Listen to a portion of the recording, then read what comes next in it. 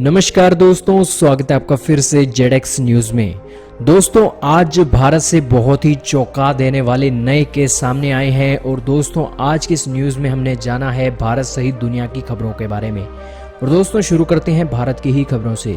दोस्तों आज भारत इटली की उस स्टेज पर पहुंच गया है जिस स्टेज पर इटली महीना पहले पहुंचा था और फिलहाल इटली में जो हालात बने थे उस तरह के हालात बनने लगे हैं, क्योंकि भारत में आज 4000 केस एक दिन में सामने आए हैं और इसी के साथ 175 मौतें भी एक दिन में हो गई हैं। और दोस्तों इससे आप अंदाज़ा लगा सकते हैं कि भारत इटली और अमेरिका की उस स्टेज पर पहुंच रहा है जिस स्टेज पर ये महामारी पीक पर थी। और दोस्तों बहुत जल्द भारत में भी केसों की संख्या उस दुगनी रफ्तार से बढ़ सकती है जिस दुगनी रफ्तार का डर हमारे रिसर्चर पहले ही लगा रहे थे।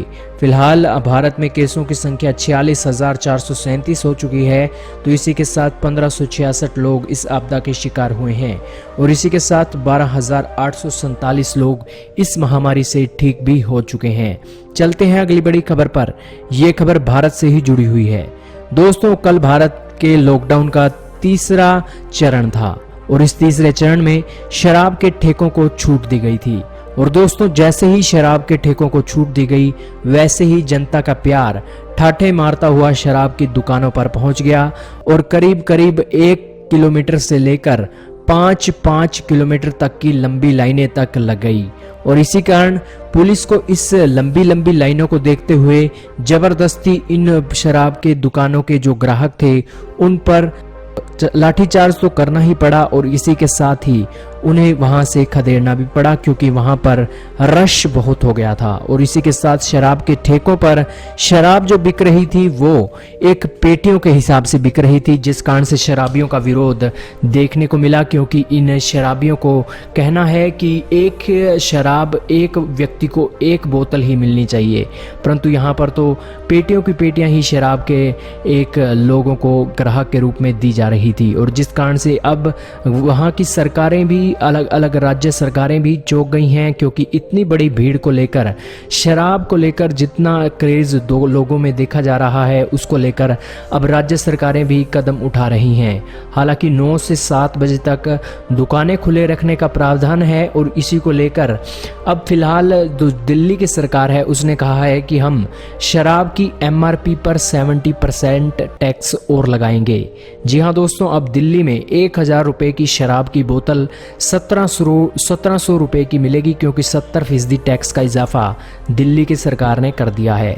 आपकी जानकारी के लिए बता दें कि दिल्ली सरकार को 645 करोड़ का नुकसान शराब की बिक्री न होने से हुआ है। और दोस्तों शराब की बिक्री से एक अच्छा खासा मुनाफा दिल्ली गवर्नमेंट सहित पूरे भारत को होता है, जिस कारण से शराब के ठेके खोले गए हैं। चलते हैं अगली बड़ी खबर पर। यह खबर जुड़ी हुई है भारत के तेल जगत से।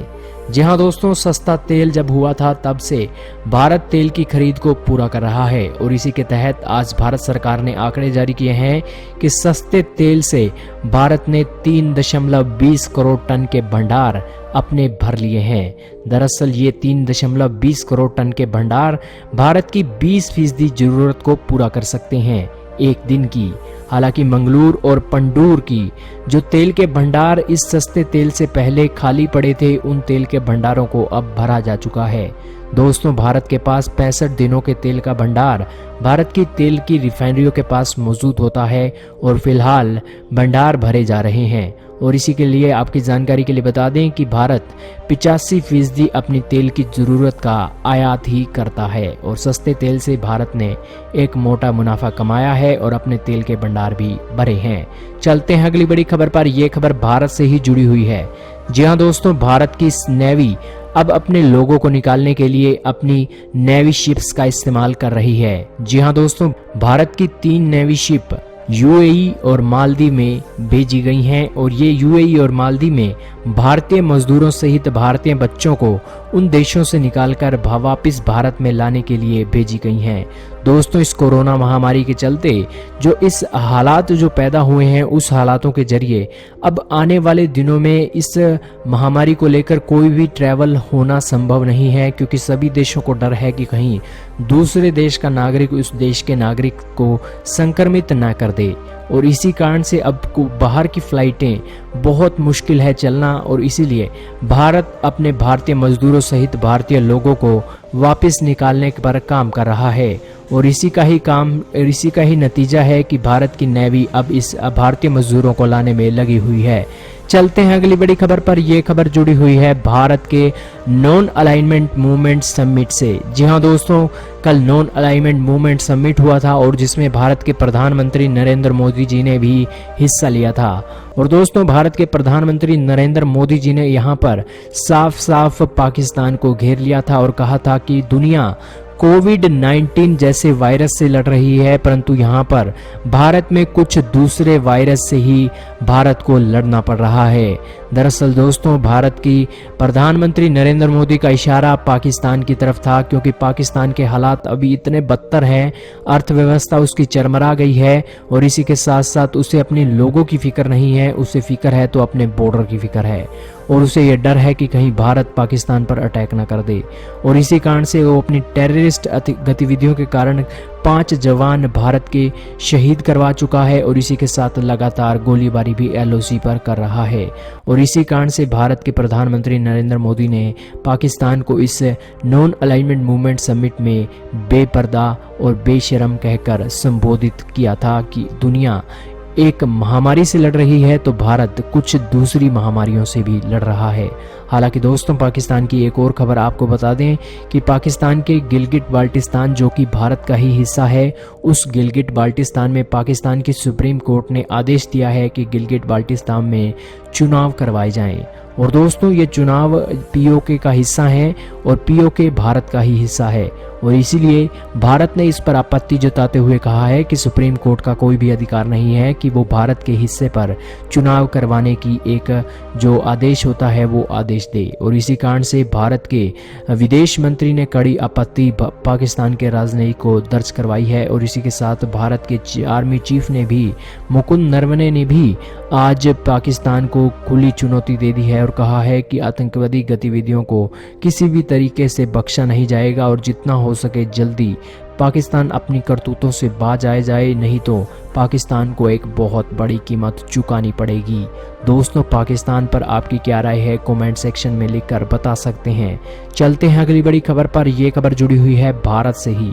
दोस्तों भारत अब पूरी दुनिया सहित चाइना से आने वाली विदेशी कंपनियों के लिए लगभग चाइना के ही आकार की एक जमीन उन कंपनियों को देने जा रहा है।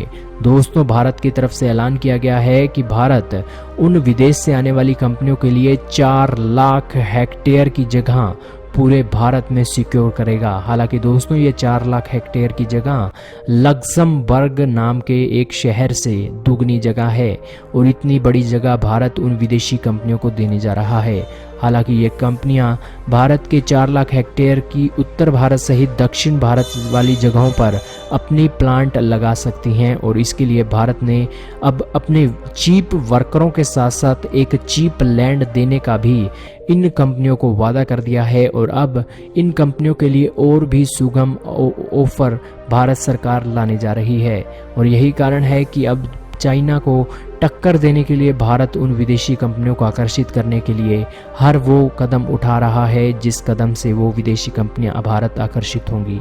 हालांकि भारत का उत्तर भारत का यूपी राज्य बहुत आगे है, क्योंकि यूपी राज्य में भी फिलहाल 100 अमेरिकी फर्मों ने डेरा डालने का अपना एक ऑर्डर भी दिया है। वहीं दोस्तों बहुत ही खुशी की खबर है कि भारत अब चाइना से आने वाली विदेशी कंपनियों के लिए अच्छा कदम ले रहा है। आपका इस बारे में क्या कहना है? खुलकर अपनी राय कमेंट सेक्शन में लिखें। वहीं दोस्तों चलते हैं अगली बड़ी खबर पर। दोस्तों ये खबर जुड़ी हुई है 5 आइज से। जी हाँ दोस्तों 5 आइज के ग्रुप ने आज एक अपनी रिपोर्ट में खुलासा किया है कि इस रिपोर्ट में बताया गया है कि चाइना ही इस आपदा का दोषी है और इस आपदा को फैलाने के लिए चाइना की वुहान लैब ही जिम्मेवार है। परंतु दोस्तों इस वुहान लैब के ऊपर जो ये लीक हुआ डॉक्यूमेंट ऑस्ट्रेलिया की अखबार ने छापा था, वो अखबार की पुष्टि खुद 5i के ग्रुप ने नकार दी है और 5i के ग्रुप ने कहा है कि हमने ये पुष्टि नहीं कही है और ये एक फेक न्यूज़ है और दोस्तों इसके बारे में सूचित करना ही हमारा फ़र्ज़ था। वहीं दोस्तों चलते हैं अगली बड़ी खबर पर। ये खबर जुड़ी हुई है मलेशिया से। जी हाँ दोस्तों, मलेशिया और WHO के बीच में ठन गई है। दरअसल WHO ने कहा है कि मलेशिया का पाम ऑयल सहित पाम ऑयल पूरी दुनिया खाना बंद कर दे, क्योंकि पाम ऑयल में अनसैचुरेटेड फैट होता है जो सेहत के लिए काफ़ी खतरनाक होता है और इसीलिए पाम ऑयल को खाना छोड़कर आप olive oil, sunflower oil, fish oil खाना शुरू करें, ताकि इससे आपकी सेहत भी अच्छी रहे और जितना हो सके इस महामारी से लड़ने के लिए आपकी इम्यूनिटी भी बढ़े। दरअसल दोस्तों जो ये पाम ऑयल है इसको पचाने में दिक्कत होती है शरीर को, इसलिए ही WHO के डॉक्टरों ने ऐसी गाइडलाइन जारी की थी। परंतु दोस्तों मलेशिया का पाम ऑयल पहले ही डूबा पड़ा है इस महामंदी के दौर में, तो उस दूसरे दौर में WHO के द्वारा इस तरह की गाइडलाइन जारी करना मलेशिया के पाम ऑयल के बाज़ार को ख़त्म कर रहा है, जिस कारण से मलेशिया और WHO के बीच में ठन गई थी। दोस्तों इस रिपोर्ट में सिर्फ इतना ही था। हमारा उद्देश्य आज आपको भारत सहित दुनिया की खबरों के बारे में सूचित करने का था।